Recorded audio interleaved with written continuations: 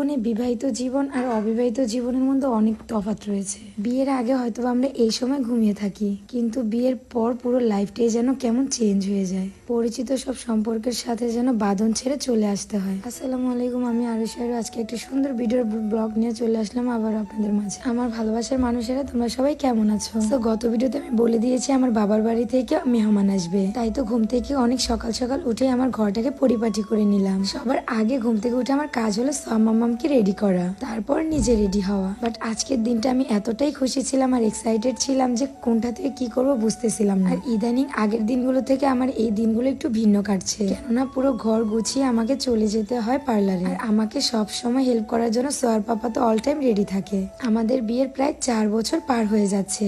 এই এই এত সুখ কই থেকে আয় তোমার? আরে খুশিতে আনন্দে। ক্যাশের মধ্যে বইসা তুমি কি দিতেছো এগুলা? কি করব, ক্লায়েন্ট থাকে তাই হচ্ছে ক্যাশে বসে দিচ্ছি।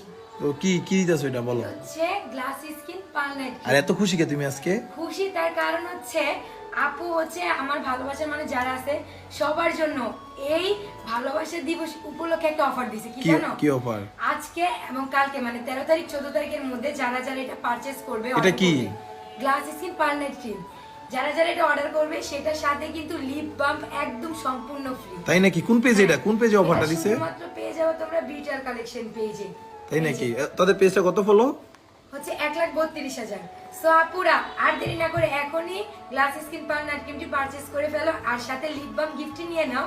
সো তোমাদের সুবিধার জন্য আমি তাদের পেজ টিকটকে মেনশন করে দেবো, আর তাদের হোয়াটসঅ্যাপ নাম্বারটা হচ্ছে 01642127418। আর দেখুন, এদিক দিয়ে মনে হচ্ছে আমাদের ভালোবাসার দ্বিগুণ আরো বেড়ে যাচ্ছে।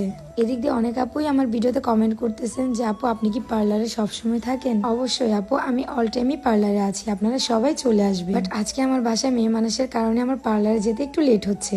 বাবার বাড়ি থেকে লোকজন আসবে, বাসায় এত আয়োজন, এইসব রেখে কিভাবে যাই বলেন?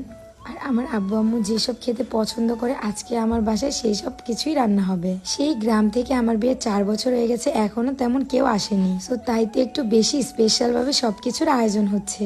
আর এই সবকিছু আমি নিজের হাতে রান্না করেছি। আর আমাকে হেল্প করার জন্য সব সময় আমার শাশুড়ির বোন, মানে আমার হচ্ছে খালা শাশুড়ি, সে অল টাইম রেডি থাকে। আর আমি বাসার যাবতীয় রান্না বান্না তার কাছ থেকেই শিখেছি। অনেক আইটেমের রান্না দেখে আন্টি আমাকেও হেল্প করতেছে। বলতে পারেন ভাগ্য করে এমন একটি শ্বশুর বাড়ি পেয়েছি আমি। সবাই একটু আমার জন্য বেশি করেই দোয়া করবে। তো মেহমান খুব কাছাকাছি চলে আসাতে আমি কিন্তু রেডি হয়ে চট করে চলে আসলাম তাদের জন্য ফল রেডি করতে। এত দূর থেকে এসে তো সাথে সাথে আবার লাঞ্চ করতে চাইবে না, তাই তো একটু হালকা পাতলা